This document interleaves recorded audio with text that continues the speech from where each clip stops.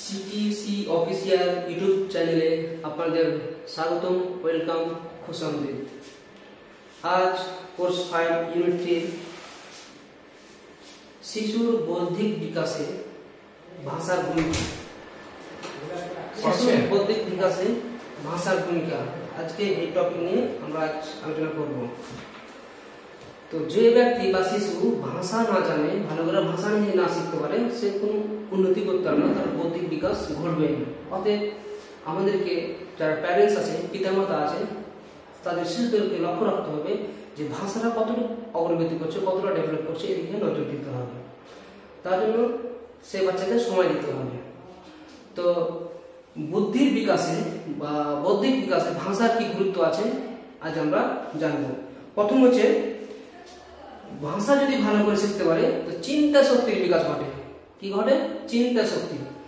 শিশুটা যদি ভাষাকে ভালো করে রপ্ত করতে পারে, শিখতে পারে, জানতে পারে, তাহলে চিন্তা শক্তির উন্নতি ঘটে, ডেভেলপ ঘটে। চিন্তা শক্তি, নতুন নতুন কিছু চিন্তা করতে পারবে, ভাবতে পারবে। আর যদি সে ভাষা ভালো করে জানতে না পারে, কিছু চিন্তা করতে পারবে না, কিছু ভাবতে পারবে, কম ভাবতে পারবে। সেই কারণে বাচ্চাটার, শিশুটার ডেভেলপ ও গ্রোথ কম হবে। দ্বিতীয় নম্বর পয়েন্ট হচ্ছে কল্পনা শক্তির বিকাশ। সেই যে শিশুটা ভালো করে ভাষাটাকে রপ্ত করতে পারবে, শিখতে পারবে, জানতে পারবে, সেই নতুন নতুন কল্পনা করতে পারবে। ইমাজিনেশন পাওয়ার, কল্পনা করতে পারবে, ইমাজিনেশন পাওয়ারটা আরো বৃদ্ধি পাবে। তাই আমাদেরকে লক্ষ্য রাখতে হবে যে শিশুরা কি হবে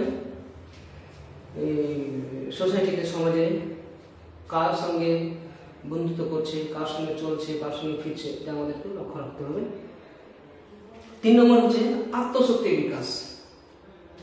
শিশুদের মনের মধ্যে যা চিন্তা আছে, মনের মধ্যে ভাবনা আছে, সেই বিকাশ কিসের মাধ্যমে প্রকাশ পায়? এই ভাষার মাধ্যমে।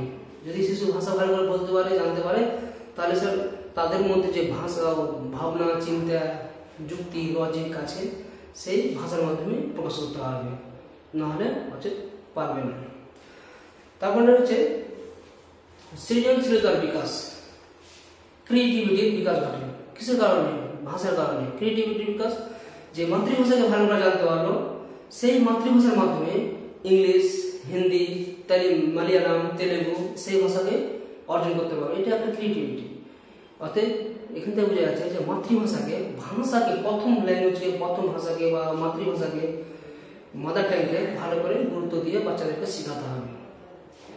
তারপরে হচ্ছে ভাষার পয়েন্ট হচ্ছে, যদি ভাষাকে ভালো করে রপ্ত করতে পারে, তাহলে সে ভালো করে রিডিং করতে পারবে। কেউ যদি অন্য ব্যক্তি কিছু বলে, তার কথাকে ভালো করে শুনতে পারবে, ভালো করে টেক্সট বুক করতে পারবে, এবং সে যা পড়লো, শুনলো, লিখলো, সে লিখতে পারবে। যা পড়লো, শুনলো, চিন্তা ভাবনা করলো, সে নিজে নিজে সে লিখতে পারবে। এই দিকগুলো ভাষাতে যদি রপ্ত করতে পারে, ভাষাকে ভালো করে শিখতে পারে, অলরাউন্ড ডেভেলপমেন্ট সম্ভব। নাতে ডেভেলপে বাধা পড়ে যাবে। এটাই এখান থেকে আমার বক্তব্য শেষ।